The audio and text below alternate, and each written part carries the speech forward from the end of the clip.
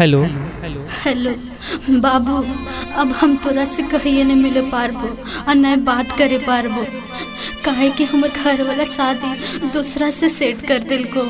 अरे की बोल रहे पागल जैसे बात काहे करोगे? नहीं रे, सच्चे कहो ये। आगे तो तोर बिना हम कैसे रहबोगे, कैसे जीवो? साथ जिए मरे के वादा कैली गे। की कहियो, हम खुदे मजबूर हियो, हम तोरा बिना नहीं रह पारबो। अरे तो हमरा अभी तुरंत मिलना है, तुरंत। नहीं रे, हमरा अभी तुरंत मिलना है, आखिरी बार। अच्छा ठीक हो, अब हियो।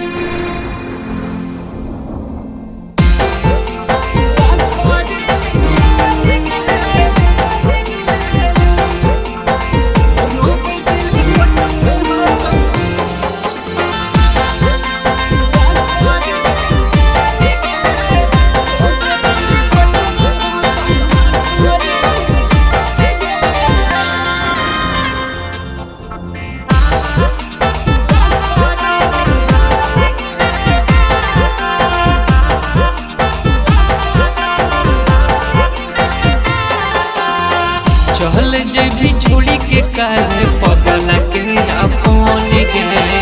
चल जेबी छोड़ी के काले पगला के अपन गे। रोबे दिली पटके हकवा खोरी मिलान गे। रोबे दिली पटके हकवा खोरी मिलान गे। सीना से लगाहिल पगली हो नहीं सहन गे। सीना से लगाहिल पगली हो नहीं सहन गे। रोबे दिली पटके हकवा खोरी मिलान गे। रोबे दिली पटके हकवा खोरी मिलान गे।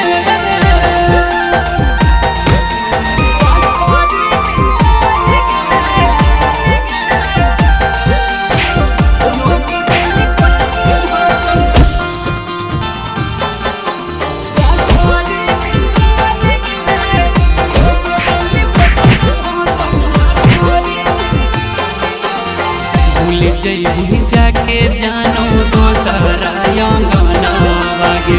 देख ले तोरा से जैतो हमारो नयना गे। हे गे जानो भूल जैभी जाके जानो दोसरा अंगना गे।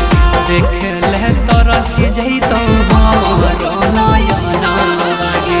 उठ हो दर्दिय हो बहुत दिल में जलान गे। उठ हो दर्दिय हो दिल में जलान गे। रोब दिली पटके हकवा खोरी मिलान गे।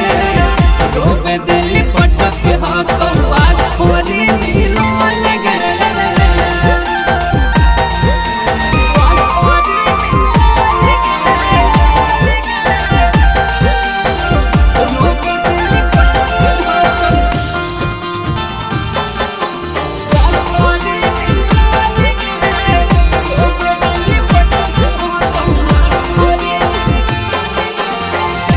सोची हमर जानो रुको धड़कना गे।